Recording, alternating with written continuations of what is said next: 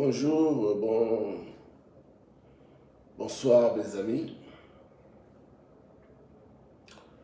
Je voudrais profiter de ce petit moment de repos pour partager un certain nombre de points de vue, d'opinions, d'avis sur le système de santé de notre pays. Avant de continuer mon propos, je voudrais commencer par dire ma fierté, l'honneur que je ressens d'être congolais. Je pense que malgré tout, nous, les 5 millions de Congolais que nous sommes, nous devions être fiers d'appartenir à ce pays. Ce pays qui nous a donné ce qu'il pouvait donner. Ce pays qui regorge encore de ressources qui, si elles étaient exploitées correctement, si elles étaient gérées correctement, feraient peut-être des Congolais des citoyens très heureux sur cette terre. Parce qu'à peine nous sommes 5 millions d'habitants et au large de Pointe-Noire, nous produisons près de 300 000 barils de pétrole par jour. Avec les coûts, bien sûr, qui fluctuent, qui subissent des fluctuations, mais nous devions être des gens heureux. Nous devions être des citoyens heureux. Nous devions être des Africains heureux. Mais hélas, aujourd'hui, je voudrais me focaliser sur notre système de santé. Parce que la santé, c'est quand même quelque chose de clé dans un pays. Quand on voit des indicateurs de santé du Congo, on a le chagrin, on a le regret de constater que depuis près de 60 ans, sinon plus de 60 ans, nous n'avons pas connu d'avancée significative dans la manière d'apporter des soins à nos populations. Une seconde, juste le temps de partager la vidéo. Je voudrais juste partager.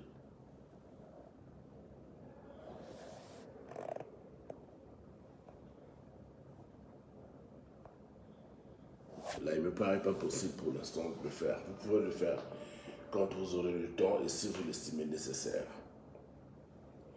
Alors, vous savez que nous parviennent de façon régulière les informations sur les cas de décès dans notre pays.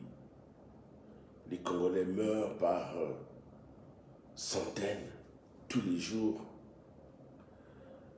pour des raisons diverses. Mais au centre de tout cela, il y a un système sanitaire qui est défaillant. Et loin de vouloir accuser les capacités ou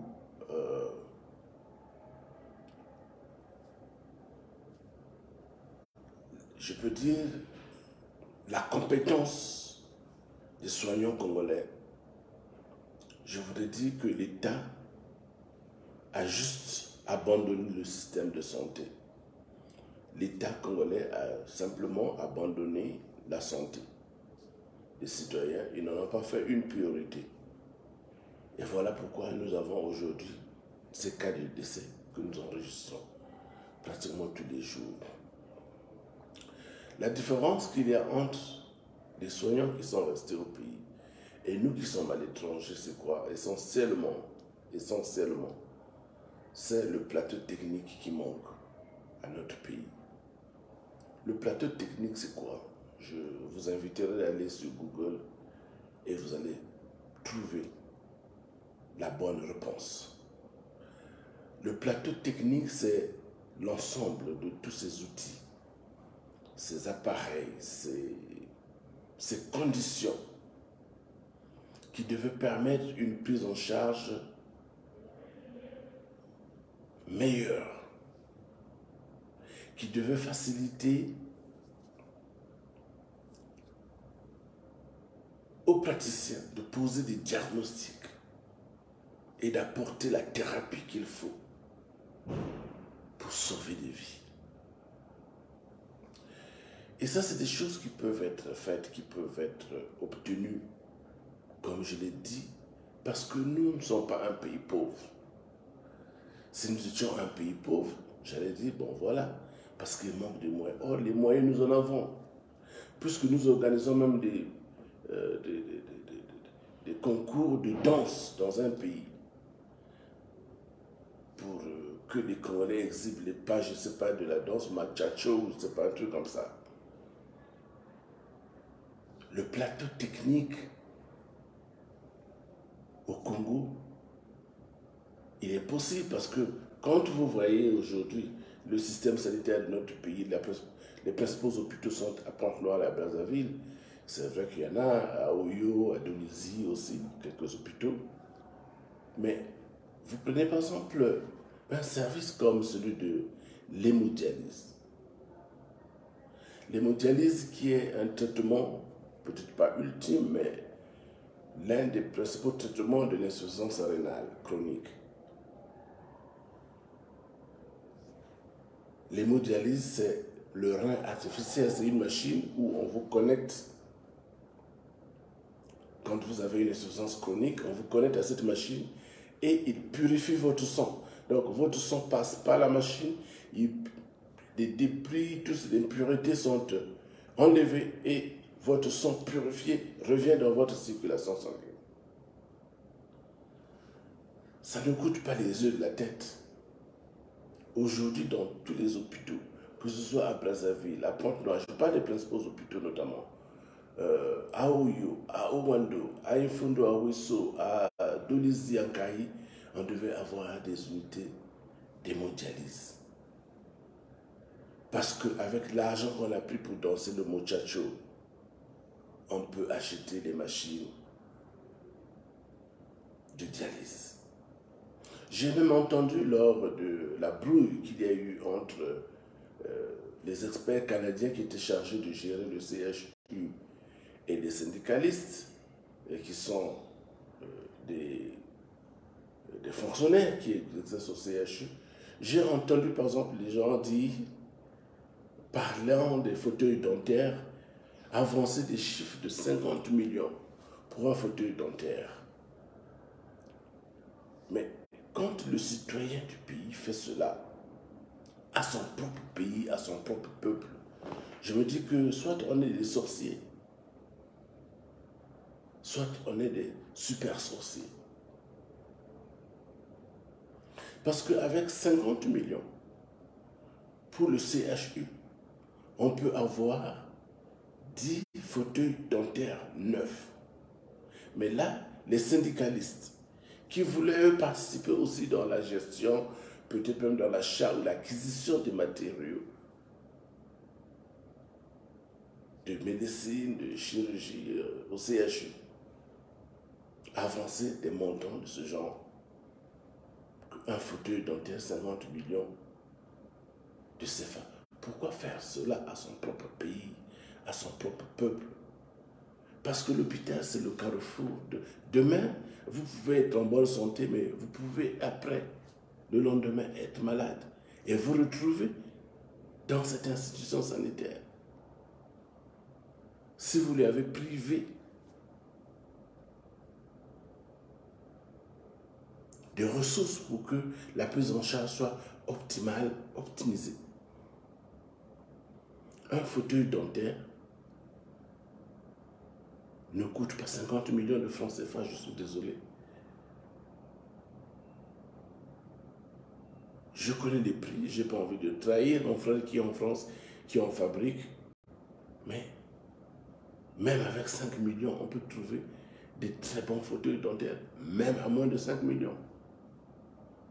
Alors, quand on fait comme ça, c'est... Je me dis que pour nous qui sommes à l'étranger, parce qu'il y a des gens parfois qui nous disent, mais oui, mais revenez travailler, on a envie. Je discute avec beaucoup d'amis en France, aux États-Unis, un peu partout au Mexique. On a parfois envie de venir au pays, faire même du bénévole parce qu'on n'a pas besoin de ce qu'on paye aux Congolais. On sait combien ça paye, donc c'est pas vraiment ça qui nous intéresse. Mais au moins, on se dit qu'on serait peut-être animé par l'amour de la patrie. On vient aider notre peuple, on vient aider notre pays, on vient aider nos populations. On ne peut pas le faire. Je vais vous dire, je vais vous donner un exemple pour vous circonscrire un peu la chose. Vous êtes soignant, vous êtes médecin, urgentiste, vous êtes infirmier, infirmière, vous êtes affecté au service des urgences. Et vous êtes au CHU de Brazzaville ou à l'hôpital de Congo Malembe ou 31 Juillet de Wando ou je ne sais pas, Sibiti. Vous êtes aux urgences médicales ou médico-chirurgicales. Vous avez un malade qui arrive. Et vous n'avez pas de médicaments. Vous n'avez pas de quoi faire une radio. Vous n'avez pas de réactif pour faire des examens de sang. Mais vous ne servez absolument à rien. Et pour faire le parallélisme, c'est comme lorsque vous prenez par exemple un soldat, vous l'envoyez au front. Donc votre pays est agressé, vous prenez des soldats, vous dites bon, il faut aller au front, défendre la patrie. Mais quand ils vont au front, ils n'ont ni armes à feu, ni armes blanches, ni munitions. Ils n'ont rien. Est-ce que vous êtes sûr que ce soldat, ou ces soldats, parce qu'ils peuvent être nombreux, pourront défendre votre pays? Non. Puisque l'ennemi qui vient, l'adversaire, il a une puissance de feu qui est là. Et en face, vous n'avez rien. C'est la même chose qui se passe dans les hôpitaux. C'est-à-dire que la maladie attaque le citoyen congolais. Et le citoyen congolais, quand il vient à l'hôpital, il trouve en face de lui des gens peut-être pleins de bonne volonté, des soignants, des médecins, des infirmiers qui veulent bien aider, mais qui n'ont aucun moyen pour l'aider. Parce que quand vous faites une crise d'asthme, vous éprouvez des difficultés à respirer. Vous êtes dans la détresse respiratoire. Vous devez être pris en charge immédiatement. Parce que si on ne fait pas ça, l'urgence en médecine se compte en matière de temps. Chaque seconde qui passe est essentielle. Et chaque seconde qui passe, sans recevoir le médicament, sans recevoir la thérapie appropriée, vous multipliez des chances de périr, de mourir. Maintenant, vous faites une crise d'asthme. Vous venez à l'hôpital de Brazzaville, le CHU de Brazzaville, parce que moi j'ai travaillé aux urgences, je sais comment ça se passe. Vous arrivez, le pauvre médecin, avec plein de volonté, il prend son stéthoscope, il pose sur vous, il pose un diagnostic préliminaire. Vous faites une crise peut-être d'asthme et il faut vous donner des médicaments. Du coup, sur le champ, il n'y a pas de médicaments. Aux urgences médicales, au CHU de Brazzaville, le temps où j'étais là, en 92 jusqu'à 96, 97, il n'y avait pas de médicaments. Donc quand vous faites votre crise d'asthme, vous venez, si c'est dans la nuit, le médecin remet une ordonnance. Vous êtes là souffrant au CHU. On remet une ordonnance à vos parents ou à vos amis, tous ceux qui vous ont accompagné.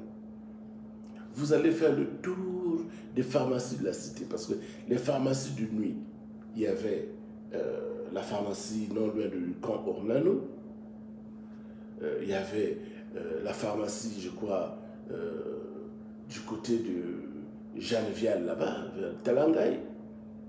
Je ne sais pas s'il y en avait encore à Bakongo. Et donc, il n'y avait pratiquement pas de chance de sauver la vie. Les Congolais meurent pour des petites choses.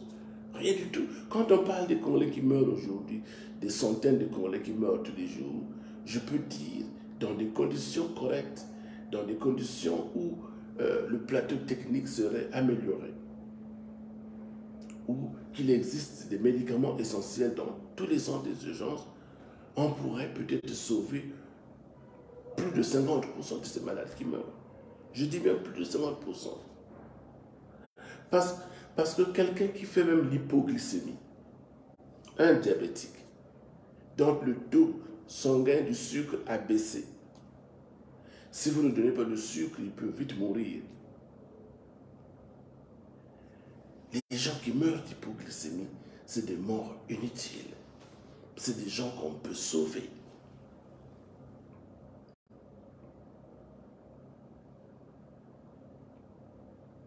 Au départ, j'avais tendance à critiquer les compatriotes parce que je me suis dit, bon, entre-temps, on a eu de l'argent, les choses ont peut-être évolué, se sont améliorées, et donc c'est juste un sentiment comme ça de frustration de la part des soignants. Non.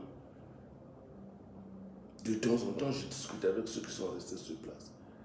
Ils sont restés dans les mêmes conditions que j'ai laissées en 1996 au CHU.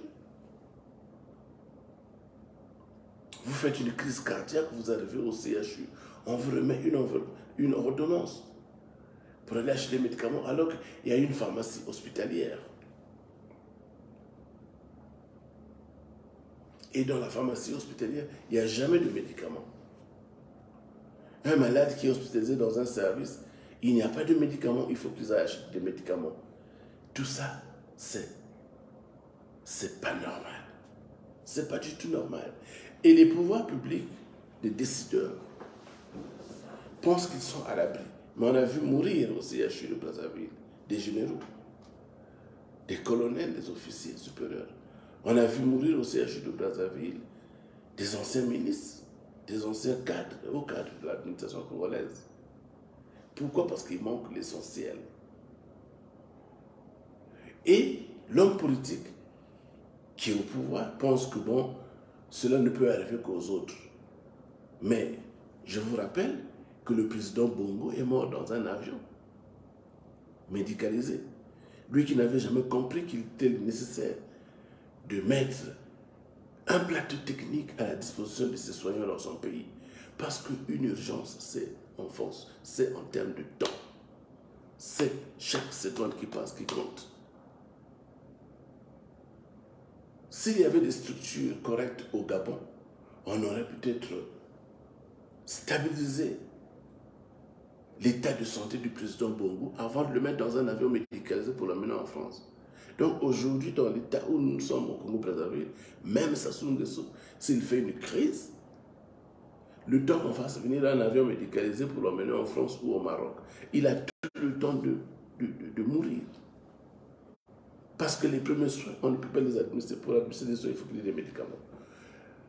Dans chaque service des urgences, il faut qu'il y ait des médicaments essentiels. Et il y a des listes qui existent. Quand quelqu'un fait une crise d'épilepsie, qu'il arrive à l'hôpital, il y a des médicaments qu'on doit administrer.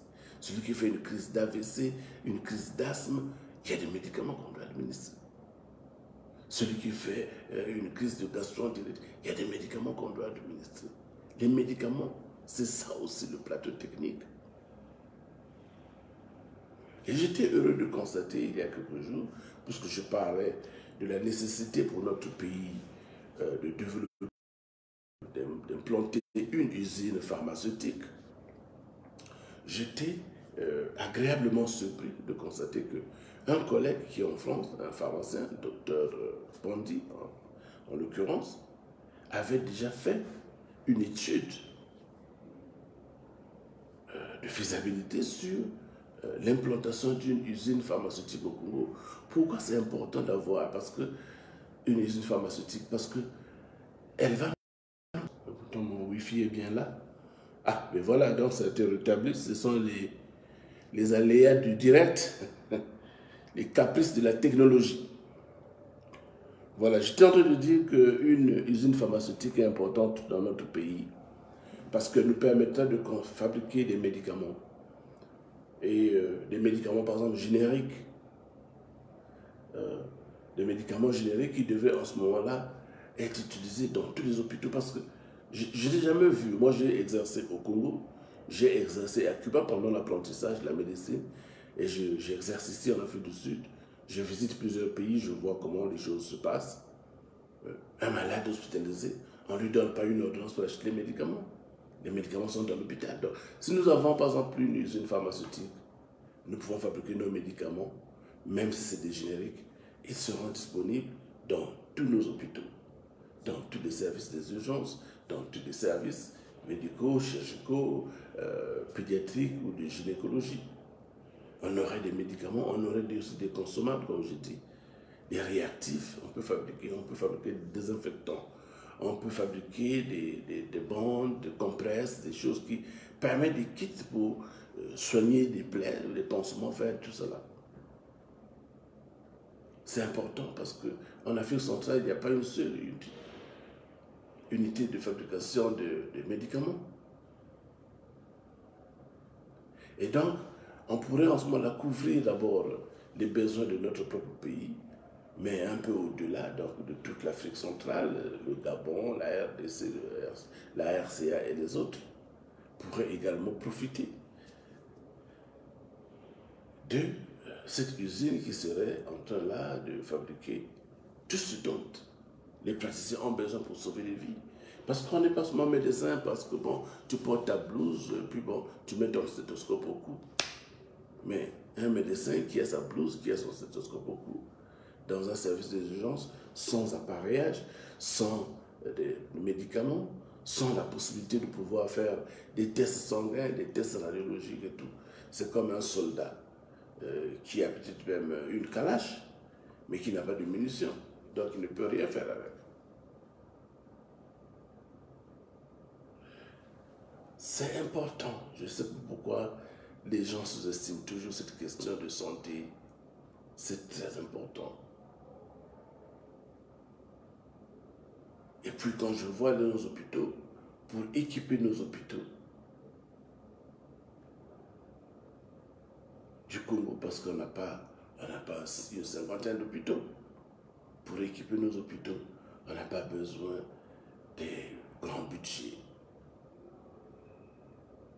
On n'a pas besoin de grands budgets. Déjà, avec l'argent qu'on a pris pour construire les 2 tours jumelles à Brazzaville, on pourrait équiper tous les hôpitaux du Congo, ceux qui existent et l'ensemble.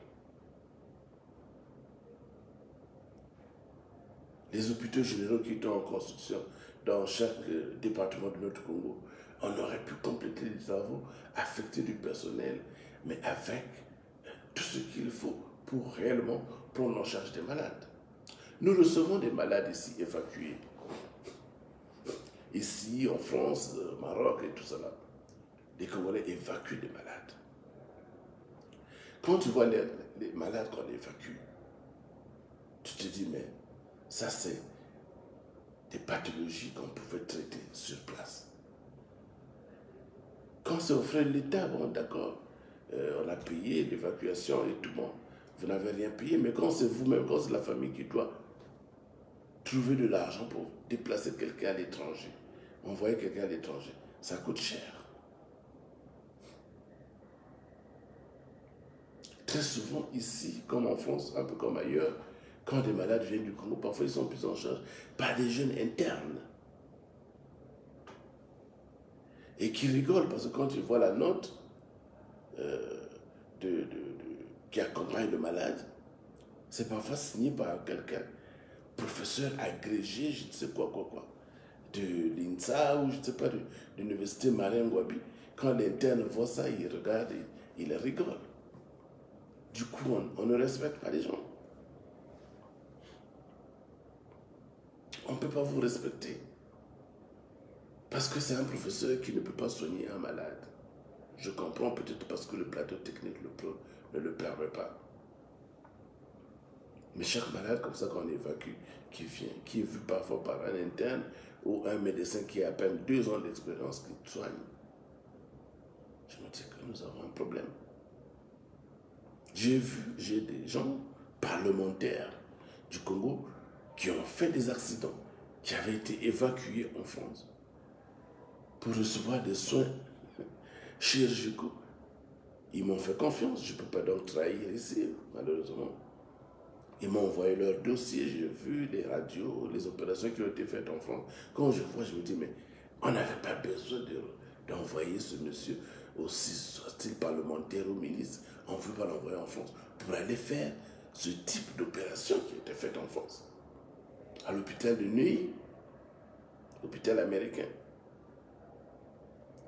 Quand le petit Français voit ça, il dit, mais les Africains là, ils ne valent absolument rien. Entre-temps, nous avons des professeurs avec des gros badges là. Professeurs agrégés, professeurs titulaires, professeurs des universités. Je comprends, je respecte mes collègues. Je sais que si vous avez peut-être un plateau technique adéquat, vous ferez peut-être mieux. Mais, qu'à cela ne tienne, la honte, elle est là. La honte, elle est là. Ça ne coûte rien aujourd'hui de prendre l'hôpital de Madingo, par exemple, affecter le personnel, mettre tout ce qu'il y a, tout ce qu'il faut pour une prise en charge correcte des malades congolais. C'est quand même notre pays. Si nous ne sommes pas capables de le faire pour notre peuple, pour quel autre pays pourrons-nous le faire? C'est notre pays. Il nous a donné la vie. C'est même un honneur. C'est une chance que nous avons, nous, Congolais, d'être les fils de ce pays, d'être originaires de ce pays. Parce qu'il y en a d'autres qui ont honte de leur nationalité. Des Africains, mais même certains Européens, qui ont honte de dire que je suis de tel pays. Mais nous devrions être fiers, parce que nous sommes un petit pays, et nous sommes riches. Mais si l'argent du Congo pouvait être utilisé pour le bonheur du citoyen, nous n'aurions pas aujourd'hui à envier ni aux Qataris, ni à l'Émiratis. On n'aurait pas envié un Marocain, on n'aurait pas envié un Français. Parce que tout pourrait être fait chez nous. J'ai publié une note il y a quelques jours pour dire que le plateau technique dont nous parlons, c'est quoi? Mais c'est des installations. C'est des machines, c'est des réactifs, c'est des médicaments, c'est des appareils. Mais c'est aussi le personnel qualifié.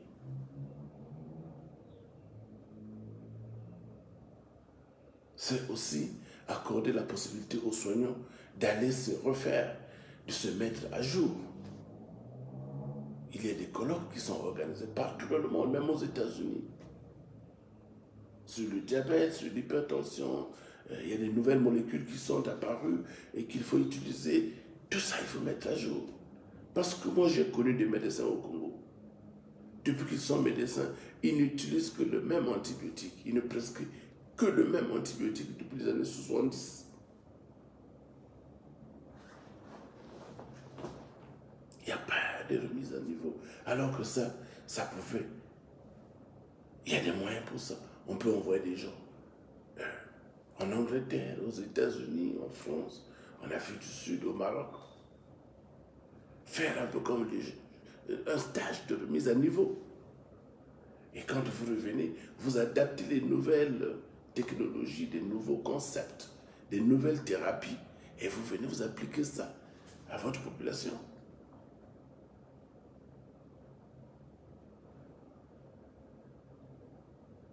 Vous savez qu'aujourd'hui, pour le soignant congolais, la plupart, excusez-moi, fièvre est égale paludisme. Pour le citoyen congolais, fièvre égale paludisme. Alors que la fièvre peut être occasionnée par beaucoup d'autres pathologies. Mais chez nous, c'est le paludisme ou la typhoïde. Alors, quand tu as pris des médicaments pour la typhoïde ou pour le paludisme, quand ça n'a pas guéri, tu n'as pas trouvé la guérison, allez, on commence à trouver les esprits. Ah, c'est tonton interne. Ah, c'est la grand-mère. Ah, c'est ceci, c'est cela. La croyance spirituelle bête. alors que vous pouvez peut-être avoir un abcès, alors que vous pouvez peut-être faire une pneumopathie, une sinusite. Peut-être que vous avez eu un cancer. Aujourd'hui, par exemple, une femme congolaise, elle a des rapports avec son mari, elle saigne à la fin du rapport, après les rapports sexuels. Elle trouvera que c'est normal de saigner après un rapport sexuel. L'homme trouvera que, bon, j'ai eu des rapports avec ma femme, elle a saigné, ben c'est normal. Même si c'est des taches de sang. Mais ce n'est pas normal, mes chers amis. Ce saignement traduit la présence d'une pathologie. Ça peut être une infection, ça peut être une cervicite, c'est-à-dire une infection du col utérin. Mais ça peut être aussi un cancer du col utérin.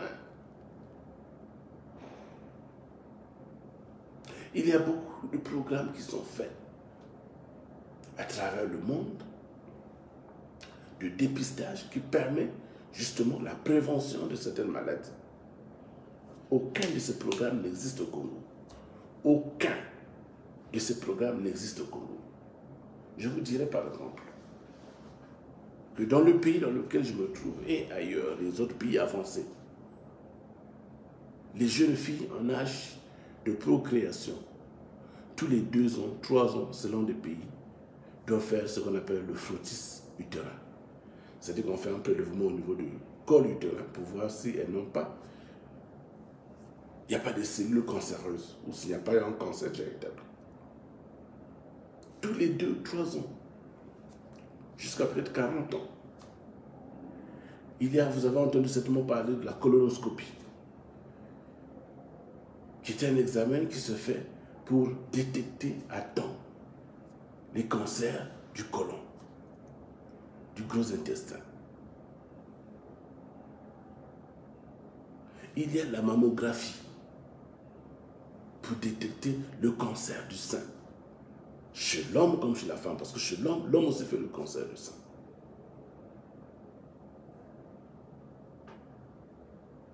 Il y a des tests, par exemple comme le PSA. Donc aujourd'hui, selon l'Organisation mondiale de la santé, un homme qui a 40 ans, 50 ans, ça dépend du pays, doit pouvoir faire une colonoscopie pour regarder s'il n'a pas un cancer de son intestin. Il doit faire le PSA, l'antigène spécifique de la prostate, pour voir s'il n'a pas un cancer de prostate. Chez la femme, elle doit faire une mammographie, il doit faire un frottis utérin. Il doit faire aussi une colonoscopie. Pour regarder, ce sont des tests qu'on appelle les tests de dépistage. Parce que pour les cancers, par exemple, quand la prise en charge est faite rapidement, généralement les résultats aussi sont meilleurs. Mais chez nous, il n'y a aucun protocole. Et les gens sont contents de se pavaner. Là, on est professeur agrégé, ministre, député. Mais à quand? Quand est-ce qu'on sera utile à notre pays? Quand est-ce que nous allons aimer notre pays?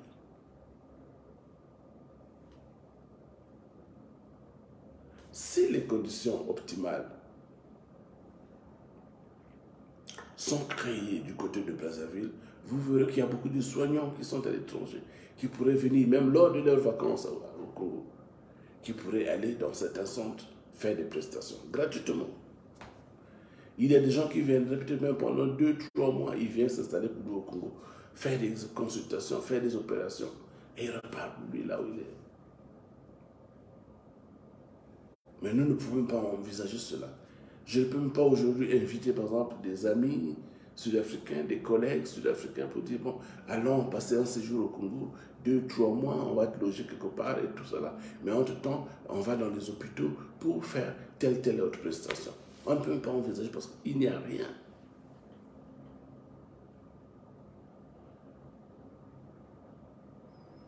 Il n'y a rien, nous sommes consultés de partout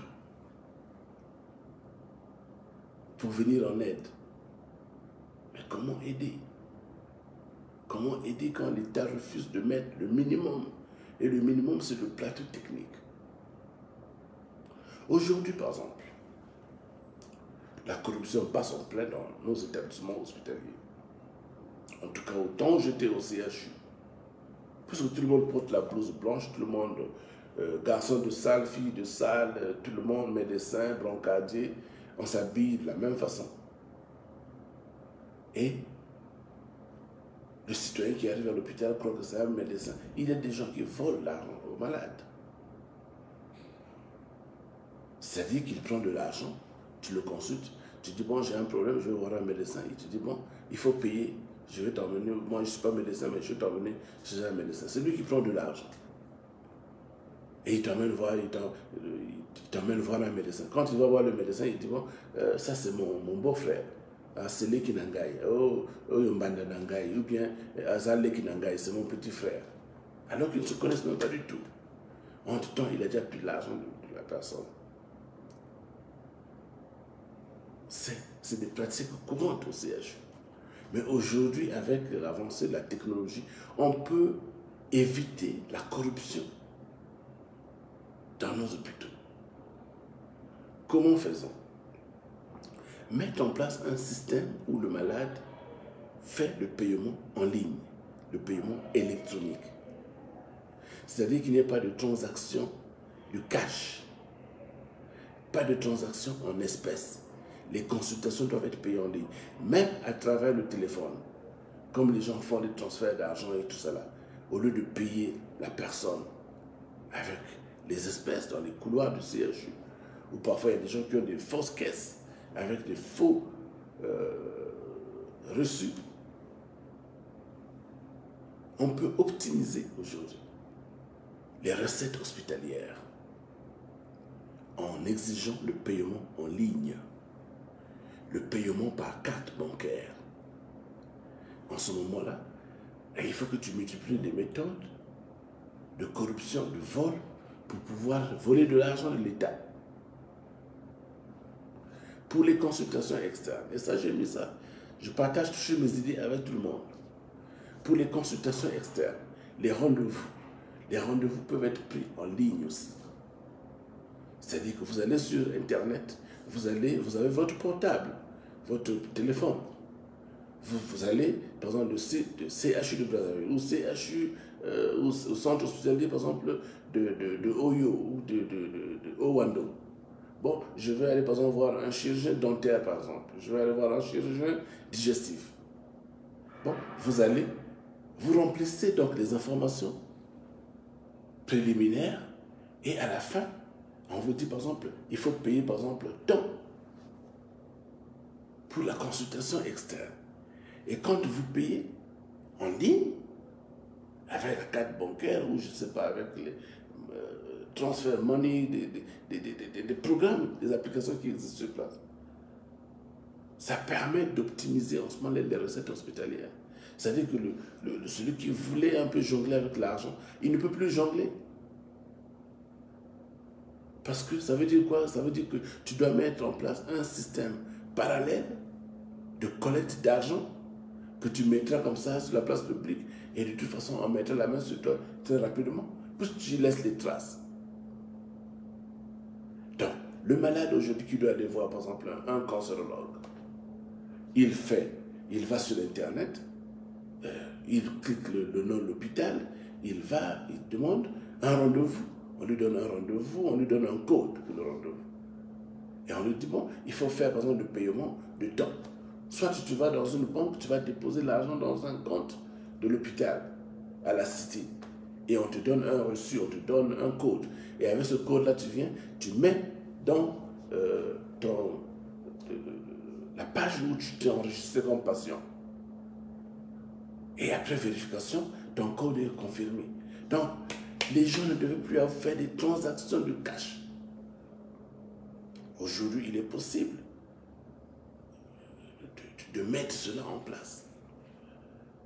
On peut créer une application, on peut créer un système aujourd'hui informatisé pour faire en sorte que les malades qui viennent aux urgences, qui payent, que l'argent aille au trésor public. Parce qu'on paye par carte bancaire. Voyez-vous? Si quelqu'un vient, moi j'ai la machine ici, je présente la machine, il vient taper dessus, l'argent est collecté. dans la machine. Je ne peux pas prendre cet argent.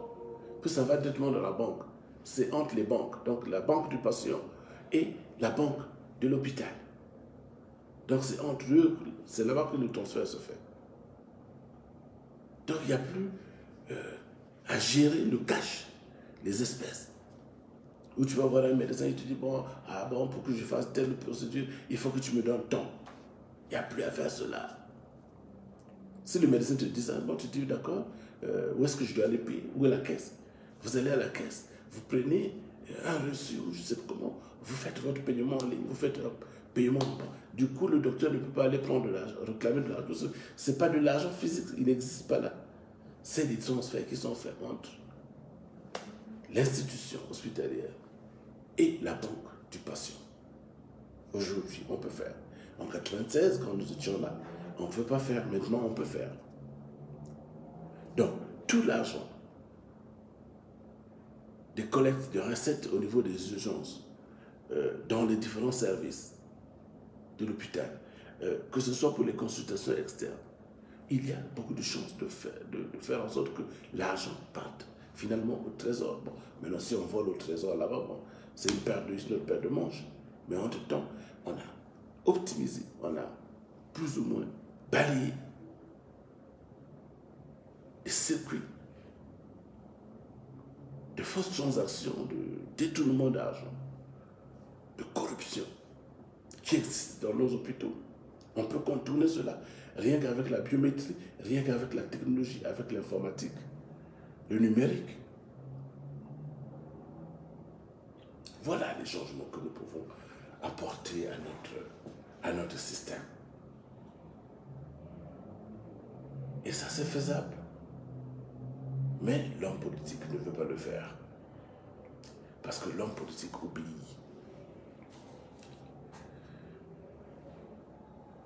que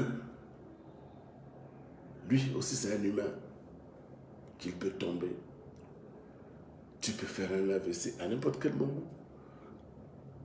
Tu es président de la République, tu es Premier ministre, tu es, je ne sais pas, secrétaire d'État, tu es général. Tu peux aussi faire un AVC. Et si c'est un AVC hémorragique, s'il n'y a pas de neurochirurgien pour t'opérer, tu meurs. Donc, on met en place un système où on se dit, bon, nous les privilégiés de la République, nous sommes épargnés, alors qu'on a tort de penser ainsi. Croyons mettre tous les autres dans la souffrance, le peuple dans la souffrance. Mais on se met aussi soi-même dans la souffrance. Parce que quand tu as une urgence, tu fais comment? Ça peut être toi, ça peut être ton épouse, ça peut être ton enfant, ça peut être ton grand-père, ça peut être ta grand-mère, ça peut être ta belle-sœur ou ta belle-mère. Tu fais comment? Le temps de faire venir un avion du Maroc ou de la France ou de l'Afrique du Sud, vous avez 4, 5, 6, 8, 10 heures. Vous avez tout le temps de craquer, de mourir ou de vivre des complications. Donc il y a nécessité, il est nécessaire aujourd'hui de parfaire notre système de santé. Absolument, c'est une priorité absolue. Puisque nous avons vu aujourd'hui, il y a beaucoup de médecins qui sont rentrés de Cuba, et ainsi de suite, et des autres pays qui sont affectés, sans expérience. Vous allez les envoyer dans les hôpitaux où ils vont être en face d'une femme qui a peut-être une grossesse gémellaire, ou qui a peut-être même des triplés. Et vous faites comment? Lui n'a aucune expérience. Il ne peut même pas faire une césarienne. Il ne peut pas donner une rachianesthésie. Aucune expérience. Ou même s'il sait faire une césarienne, ou même s'il peut donner une rachianesthésie, il n'y a pas d'instrument pour le faire. Et on fait comment? C'est le citoyen qui perd. C'est la pauvre dame qui viendra, qui va mourir, ou qui va accoucher dans des conditions difficiles, et avec beaucoup de chances de perdre son enfant, ou ses enfants. Tout ça, ça peut être réglé. Et tout ça, ça peut être réglé. Écoutez, je ne suis pas trop optimiste plutôt. Mais les problèmes essentiels de santé au Congo-Brazzaville peuvent être réglés sur une période de 2 ans, durée de 2 ans. au maximum. Parce qu'il suffit de répertorier les institutions que nous avons, les cadres que nous avons, le personnel que nous avons, ce qui manque. Et ce qui manque dans tous les hôpitaux du Congo peut être acheté d'une fois. Vous allez à Taïwan, vous allez en Chine, au Japon, aux États-Unis, ou je ne sais pas, en France. Vous dites, bon, il nous faut par exemple 500 fauteuils dentaires pour toute la République. Mais vous achetez 500 et on vous livre les 500. Et quand les 500 fauteuils arrivent, vous dispatchez. Ça c'est pour Sibiti, ça c'est pour Kele, ça c'est pour Owando, ça c'est pour Betou, ça c'est pour Kakamweka, ça c'est pour Kinkala, ça c'est pour Edu. Comme ça. Au même moment. Vous avez des boîtes de chirurgie pour faire des opérations de chirurgie digestive. Il vous faut peut-être dans chaque hôpital 10 boîtes. Ça ne coûte rien du tout.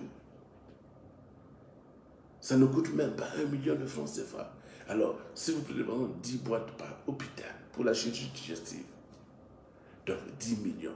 Donc, si à Brazzaville, il y a 10 hôpitaux, 10 millions fois 10, ça fait donc 100 millions.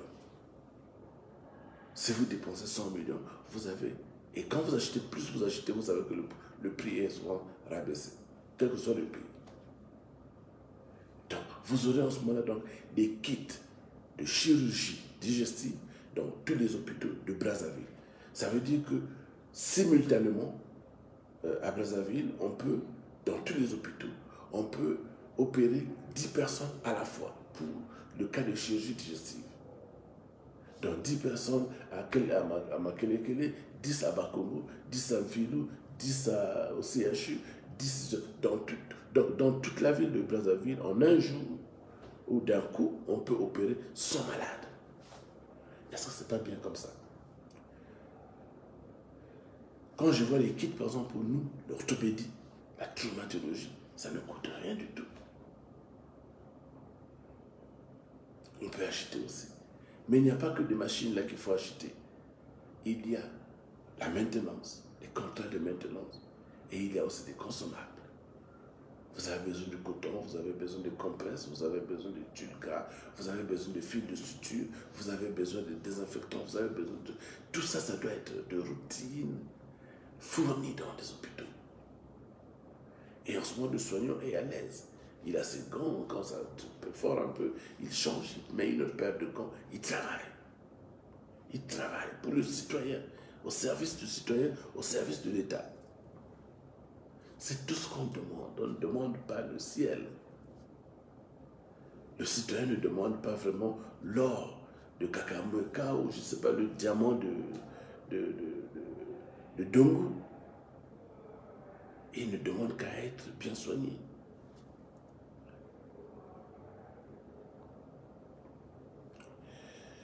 C'est vraiment malheureux, c'est vraiment triste. Quand j'y pense, quand je vois, je discute avec des gens, bon, je sens que les gens ne sont pas trop intéressés sur les questions de santé. Et je suis très triste. Parce qu'il y a des gens qui ne doivent pas mourir, qui meurent comme ça, malheureusement. Vous allez comme ça sur Internet, vous regardez des pages même de vos amis. Il est en deuil, il a perdu maman, il a perdu papa, il a perdu un frère du quartier, il a perdu... Quand tu vois les photos des jeunes personnes,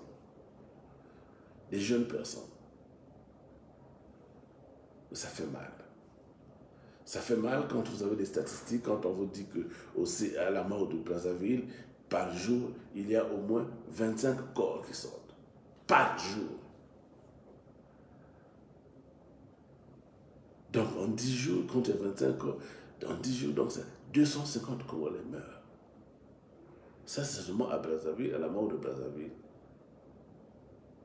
Maintenant, à Makelekele, à Talangaï, à Delizy, à Evo, à Mfilou, à Oyo, à Pointe-Noire. Combien meurent? Donc, vous pouvez faire des calculs. Beaucoup de Congolais meurent et ce n'est pas normal qu'il y ait beaucoup de gens qui meurent comme ça.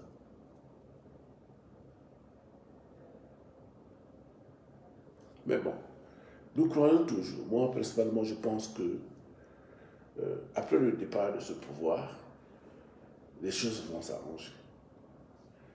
les choses vont s'arranger. Peut-être pas pour nous autres, parce que nous avons déjà un âge, mais pour ceux qui viendront après nous, nos enfants, nos petits-enfants, toutes les prochaines générations des Congolais, ils trouveront un pays meilleur. Parce que si, et je n'ai pas peut-être la prétention de dire que je sais tout, mais l'expérience que j'ai, je partage avec les citoyens, je partage avec tout le monde. Et les amis, les collègues qui sont aussi dans d'autres pays. Demain, quand on s'assoira autour d'une table pour essayer de poser des problèmes de santé au Congo, des solutions, pour poser des solutions, je suis sûr que ce que je proposerai sera aussi pris en compte. Le plateau technique, la formation du personnel, l'usine pharmaceutique, la fabrication des produits essentiels dans un pays. Quelqu'un avait voulu qu'on fasse des glucosés, fabriquer des glucosés et tout ça. C'est important, oui. Mais est-ce qu'on en fabrique? Je ne sais pas. Ça fait un moment que je ne suis plus arrivé au Congo, je ne suis plus allé au Congo. Mais si ça ne se fait pas, il faut le faire. On attend qui? On attend quoi? Maintenant, si c'est le pouvoir qui ne veut pas le faire, ben, le citoyen doit se rebeller. Le citoyen doit se rebeller. Voilà un peu ce que je tenais à partager avec vous cet après-midi. Nous allons continuer toujours à réfléchir, à discuter avec des amis, faire des propositions, voilà, sur l'avenir de notre pays, sur la situation sanitaire de notre pays. Nous abordons plusieurs sujets. Parfois, nous sommes dans le politique. Parfois, on est dans l'économie, différents secteurs. Parfois, on est dans... Nous faisons des propositions. Nous ne sommes pas des va-t-en-guerre. Voyez-vous, quand vous prenez par exemple mon frère Charlin Bindika, il a une formation de militaire, d'officier. Mais vous n'entendrez jamais dire, bon, allez-y par exemple prendre des armes à telle garnison, allez-y attaquer par exemple tel coin, bon, voici le plan et tout ça. Il ne fait pas ça. Il fait des propositions en tant que citoyen. Il donne des conseils. Il participe à l'éveil du citoyen. Parce que le citoyen a des droits.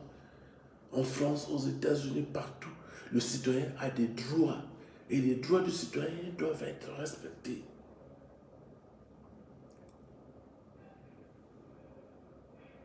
Parce que c'est ça la démocratie. La démocratie, c'est un pouvoir et le contre-pouvoir. Quand il n'y a pas de contre-pouvoir, ce n'est plus la démocratie. L'opposition est un luxe pour la démocratie. L'opposition est indispensable pour la bonne marche d'une démocratie dans un pays. Regardez en France aujourd'hui. La loi sur, je ne sais pas, c'est la retraite, l'âge de la retraite. Les Français sont dans la rue.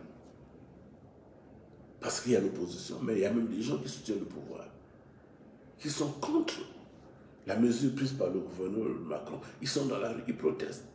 Ils pourront peut-être gagner, avoir obtenu gain de cause.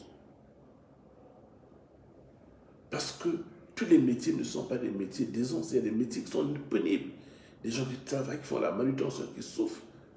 Et donc si on leur dit de ne pas prendre la retraite à 60 ans, il faut la prendre à 62 ou à 64 ans. Donc 4 ans de plus, c'est beaucoup, c'est 48 mois de souffrance encore. Physique, mentale parfois. Donc nous, c'est tout ce que nous faisons. Nous critiquons le système, nous critiquons la société, mais nous apportons aussi des propositions. Excusez.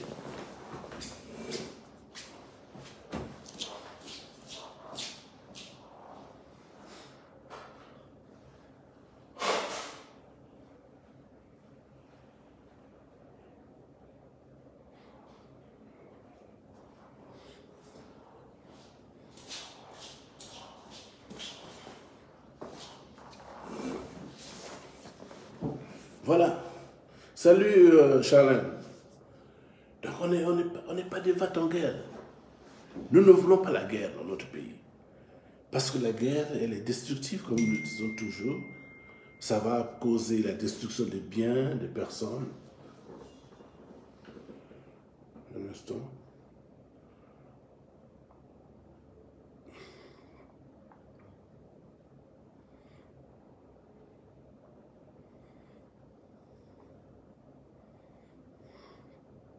Voilà, il y a donc des jeunes médecins qui m'appellent pour aller regarder un malade et tout ça, qu'il va falloir peut-être opérer. Donc, du coup, il s'est foulé la cheville, il s'est cassé la jambe. Maintenant, on m'appelle, je vais, je regarde, je dis bon, là, on peut par exemple mettre un plâtre, on peut le stabiliser, il peut attendre. Celui-ci, par exemple, doit aller au bloc opératoire. Et maintenant que je suis à l'hôpital, donc on peut l'emmener au bloc opératoire, on l'opère. On ne donne pas l'ordonnance. Il y a tout ici. Tout ce qu'il faut. Les fils de suture, les clous, les plaques vissées, l'anesthésiste est là. Tout ce qu'il faut pour prendre en charge un malade, ça existe. Là où je suis à l'hôpital et dans tous les hôpitaux de l'Afrique du Sud. Fonctionnent de la même manière, que ce soit des hôpitaux privés comme des hôpitaux publics. Là, je suis même dans un hôpital public. C'est tout ce que nous demandons. Les revendications que nous faisons, elles sont citoyennes. Elles vont dans le sens de créer des conditions pour que le Congolais puisse bien vivre. Et on devrait bien vivre. Nous sommes 5 millions d'habitants. 300 000 barils de pétrole produits par jour. Nous savons que la totalité de l'argent ne vient pas chez nous, mais même si c'est 20% que nous avons, c'est 300 000. C'est beaucoup d'argent. Sans compter l'argent généré par l'exploitation des mines, le bois et les autres secteurs. Les impôts, la douane et tout. C'est beaucoup d'argent qui rentre dans les caisses du Congo. Mais qu'est-ce qu'on en fait avec cet argent?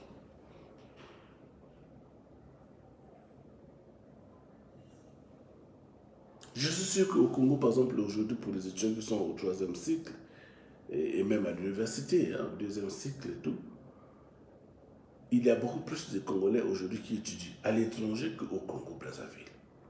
Alors que dans les années 60, au temps du président Massamba Deba, au temps du président Ngouabi, les étrangers venaient étudier chez nous. Les Congolais ne partaient pas. Rarement, peut-être des gens, très peu, partaient en France, dans les pays de l'Est, Cuba et tout ça. Mais la plupart étaient formés là sur place.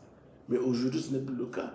Quand je vois le nombre des étudiants qui sont au Maroc, mais il y a une centaine. À Cuba, on a vu des films quand ceux qui faisaient du karaté avec la police cubaine et tout ça là. Les chiffres, on en a publié ici. De 800 étudiants. À Cuba. En Ukraine, en Russie, partout en Afrique de l'Ouest. Donc on a des milliers d'étudiants congolais à l'étranger. Si on a des milliers à l'étranger, combien sont à Brazzaville alors? Je crois qu'il y a beaucoup plus aujourd'hui des étudiants congolais à l'étranger qu'au Congo-Brazzaville. Un instant, je vais répondre à mon jeune confrère ici.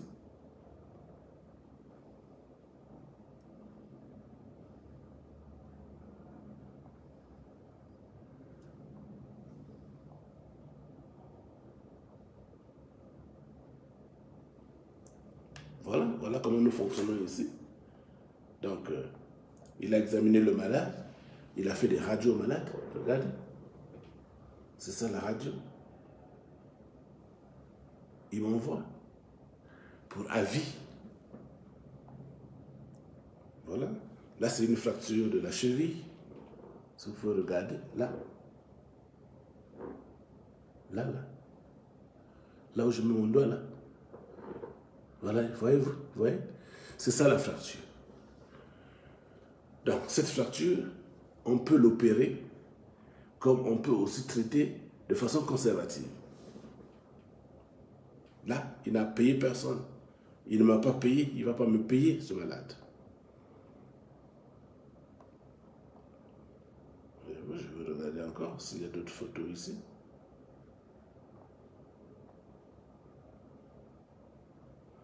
Voilà. Ça, c'est le pied du malade. Vous voyez la cheville et le pied, comment il est bien enflé, bien gonflé. Donc, je vais aller voir le malade. Je vais aller voir le malade. Et si c'était un cas qui nécessitait une opération, c'est maintenant, cet après-midi ou ce soir, on devait faire l'opération. Maintenant. Mais au Congo, quand c'est comme ça, on vous envoie. Parce qu'il y a un monsieur qui faisait des pratiques, je crois, du côté de Muyonzi, qui semble aussi soigner les fractures. Je ne sais pas comment il le faisait. Je ne sais pas comment il le faisait.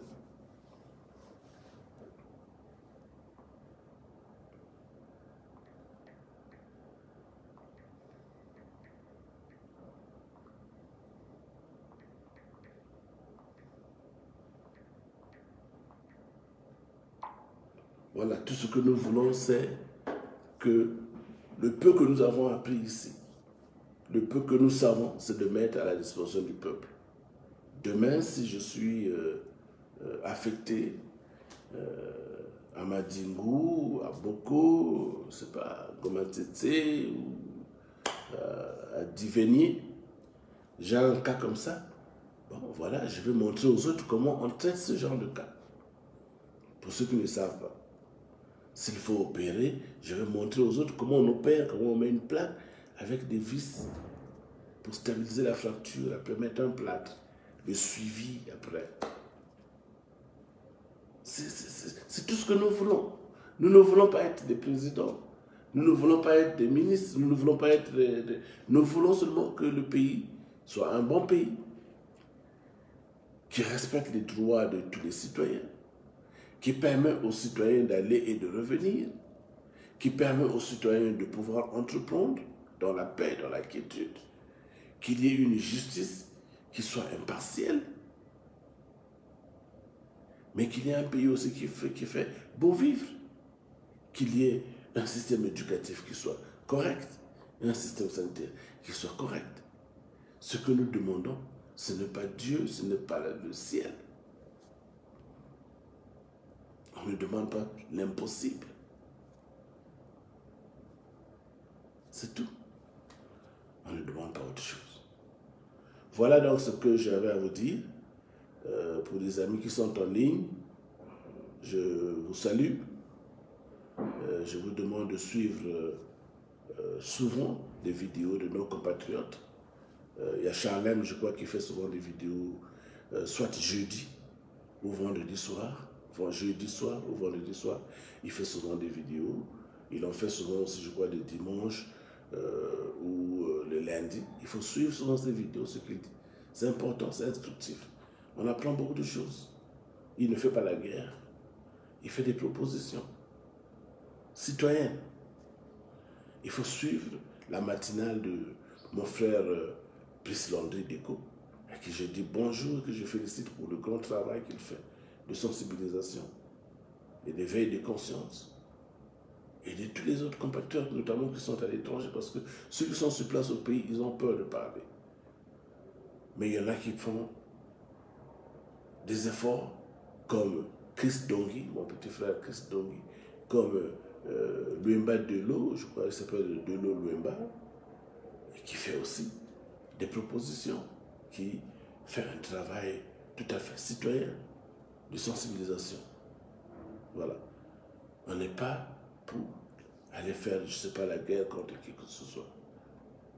Mais nous constatons des injustices et nous les dénonçons. Nous constatons les manquements, les défaillances et nous les dénonçons. Mais nous ne restons pas enfermés dans la dénonciation. Nous faisons des propositions. Que ce soit Brice Landry Deco, que ce soit Charlène Bidika, que ce soit tous les autres compatriotes, Guy Mafimba, ainsi de suite. On fait des propositions. On dit, il ne fallait pas faire ceci, il fallait faire cela. À la place de ceci, il faut faire cela. Voilà. Au CHU, pendant que des gens parlent de fauteuils dentaires à 50 millions, je vous dis qu'avec 50 millions, vous pouvez avoir 10 fauteuils dentaires. Le minimum, 10 fauteuils dentaires. Sinon, tel que moi je connais là, vous pouvez avoir même plus de 20 fauteuils dentaires. il y a Sika, il y a Malmalou, il y a Mopia, avec 50 millions, alors que les syndicalistes du CHU, les véreux politiciens du CHU, hein, dans un centre où on a réussi à mettre, à déceler comme ça là, des faussaires, des gens qui avaient des faux diplômes, mais qui sont restés toujours sur place, qui continuent à travailler. Ce sont ceux-là qui voulaient entraîner donc la mafia dans le CHU. Donc ce sont eux qui doivent participer à l'achat des médicaments, des matériels de médecine et tout cela. Et c'est eux qui connaissent les prix, ainsi de suite. Ils veulent être des démarcheurs ou ils veulent être des fournisseurs. Non. Moi, si je suis directeur du CHU, je crois que je serai impopulaire. Je sais que je vais m'attaquer à la cité. Parce que déjà,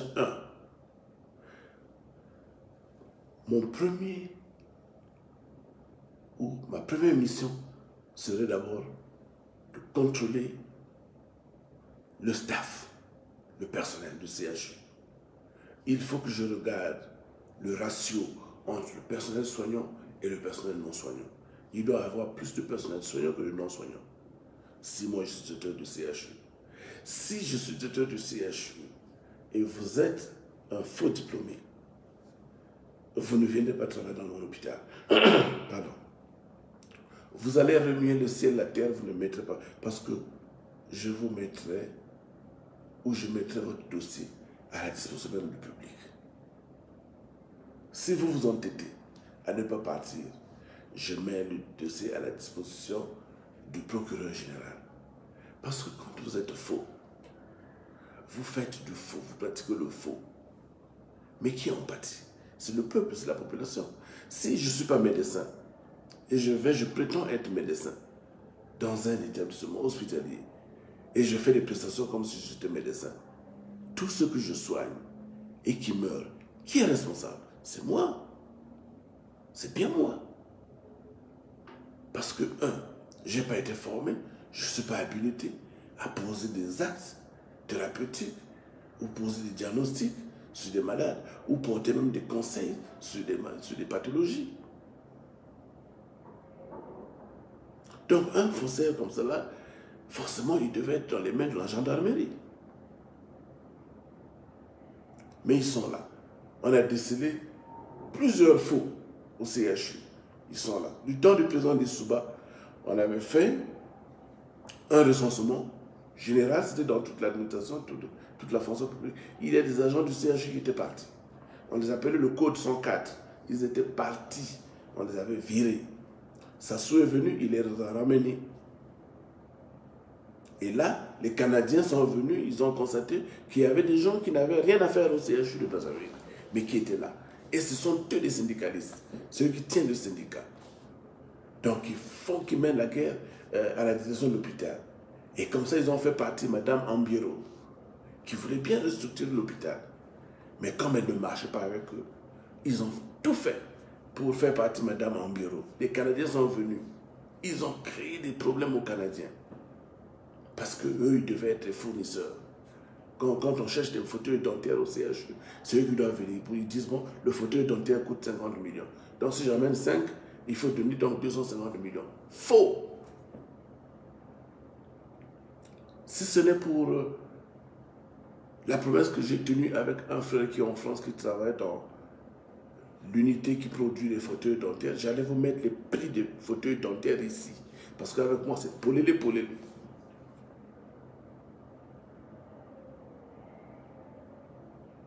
Fauteuil dentaire, 50 millions, un fauteuil, non. Je dis qu'avec 50 millions, on peut avoir 20 fauteuils dentaires. Et on met là au CHU. Avec 100 millions, on peut avoir, je ne sais pas, 40 fauteuils dentaires. Sinon, peut-être même 50 fauteuils dentaires qu'on peut mettre dans tous les hôpitaux.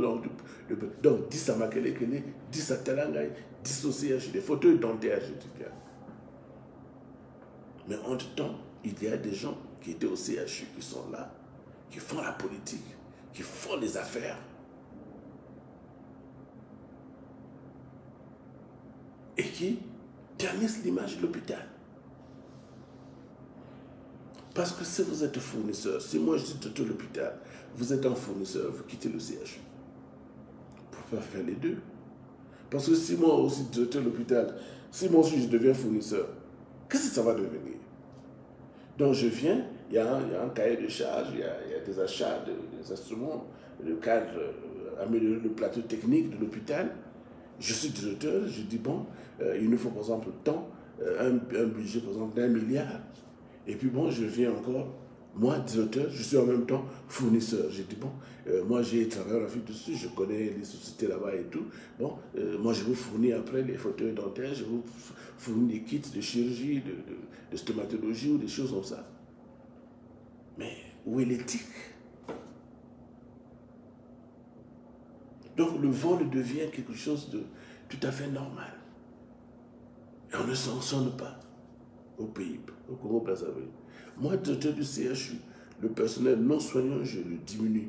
Je diminue les effectifs. Ceux qui ont des faux diplômes, médecins ou pas, soignants ou pas, infirmiers ou pas, je vous mets à la porte. Parce que si vous êtes faux, vous êtes capable de faire du faux sur les malades. D'accord? Et si vous êtes syndicaliste, donc si vous êtes fournisseur, vous quittez le CHU. Vous ne pouvez pas être au CHU et en même temps être fournisseur. Parce qu'il y a un conflit d'intérêts. Comme il y a eu un conflit d'intérêts à l'époque du professeur Yala, feu professeur Yala, père son âme, qui était parmi des gens qui géraient la Covid, là, tout dernièrement. Il est mort il y a peut-être quelques 2 ans, ou je ne sais pas. Le professeur Yala était le chef du département du laboratoire du CHU de Brazzaville. Tous les matins, je passais devant le laboratoire du CHU pour aller au premier étage, moi, en neurologie. Dans ce CHU, au laboratoire, on ne pouvait pas faire des examens. Dès que tu envoyais un malade faire des examens, il se retrouvait très vite. Le professeur Yala avait un laboratoire à l'OCH, pour ceux qui connaissent Brazzaville, l'OCH de Brazzaville, là, non loin du CHU. Il avait un grand laboratoire là-bas, plein. Chez lui, il y avait toujours tout. Les dons qu'on faisait au CHU, là, les réactifs, les éprouvettes, des trucs comme ça, là, ça disparaissait. On fait un don un lundi, vendredi, quand vous venez comme ça, là, il n'y avait plus rien. Mais chez le professeur, il y a là, toujours plein. Je ne dis pas que lui le volait pour emmener chez lui. Mais peut-être que... on ne sait jamais les Congolais sont ce qu'ils sont. Chez lui, il y avait toujours tout. Donc, tous les malades partaient faire. Il est chef du département du laboratoire au CHU et il a un laboratoire privé. Mais il y a un conflit d'intérêts, mes chers amis. Qu'est-ce qu'il fera? Il se dira aujourd'hui, bon, je vais casser le marché du CHU pour que mon laboratoire puisse prendre de l'envol, pour que je puisse faire mon argent chez moi. C'est aussi simple que ça. Ibarra Jean Rosaire, qui est aujourd'hui ministre, je ne sais pas, chargé du contrôle de l'État. Jean Rosaire Ibarra. À l'époque, il travaillait au 5e étage, au département de gastro-entérologie. Il y avait un appareil d'endoscopie dans ce service. Moi, je le dis aujourd'hui. Mais tous les malades qu'on envoyait faire l'endoscopie se retrouvaient au cabinet privé de Rosaire Ibarra. Donc, quand je vois déjà le passé, la moralité des gens, et on me dit que celui qui est chargé du contrôle d'état, de bonnes mœurs, je ne sais pas, des antivaleurs, je dis, vous vous moquez du monde. Vous foutez la gueule des gens ou quoi? Ibarra Rosaire, qui détournait les malades au CHU de Brazzaville pour le compte de son propre cabinet, pour son bien privé. Il a changé. Vous croyez que cette personne va changer? Non. C'est la mafia qui va continuer. Et donc, au CHU, on choisit. Où tu restes là, tu es soignant, tu travailles. Ou tu es personnel non soignant, mais tu travailles. Mais tu ne peux pas être fournisseur. Tu es travailleur et tu es fournisseur. C'est comme si tu es, par exemple, tu travailles dans un KFC. Salut Patricia. Tu travailles dans un KFC, un restaurant KFC. Et tu es là, tu es chef d'une équipe. Et puis bon, il y a un réseau, bien entendu, de ravitaillement de poulets et tout ça là. Bon, tu te dis, bon, moi j'ai aussi un poulailler chez moi. Je ne prends plus les poulets qu'on donne souvent là. Je préfère vendre mes propres poules et puis j'emmène ici pour faire produire, cuire cela pour le KFC. Quand les propriétaires de KFC apprendront cela, ils vont vous virer. Ils vont vous virer, c'est comme ça. Il n'y a rien à faire. On ne peut pas être militaire aujourd'hui, parce que j'ai appris qu'il y a des militaires qui travaillent et qui sont en même temps intendants. Intendants, oui, bon, parce qu'ils doivent assurer peut-être la gestion du patrimoine. Bon, ça peut-être Charlem doit savoir, doit connaître. Il y a un département d'intendance dans l'armée.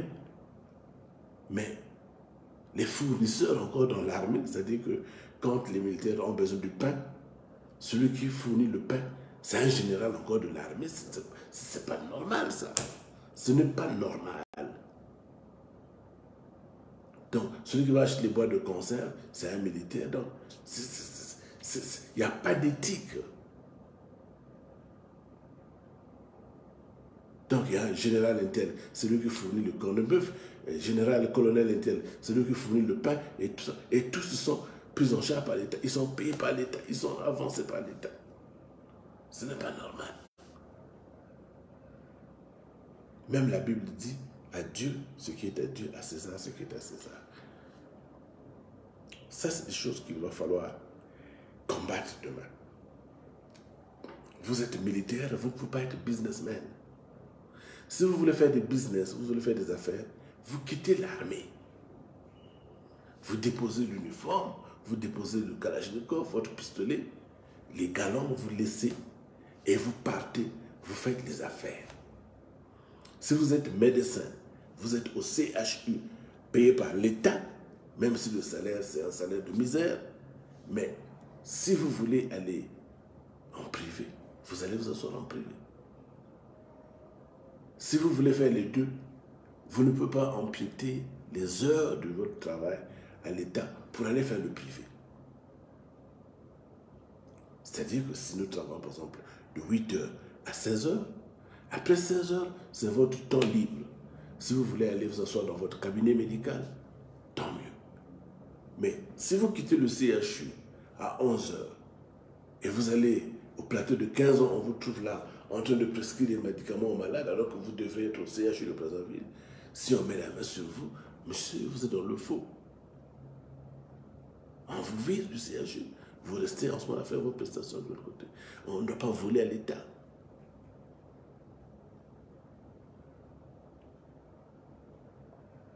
Donc, ce sont ces choses-là qu'il va falloir faire au Congo-Brazzaville. Mais entre-temps, il faut mettre en place un plateau technique pour sauver les vies. Et rien que ça. Je vais voir mes malades. J'ai été assez long avec vous. Partagez la vidéo si vous l'estimez nécessaire. Et on va revenir un autre jour avec d'autres publications. Excellent week-end à tous. Merci, au revoir.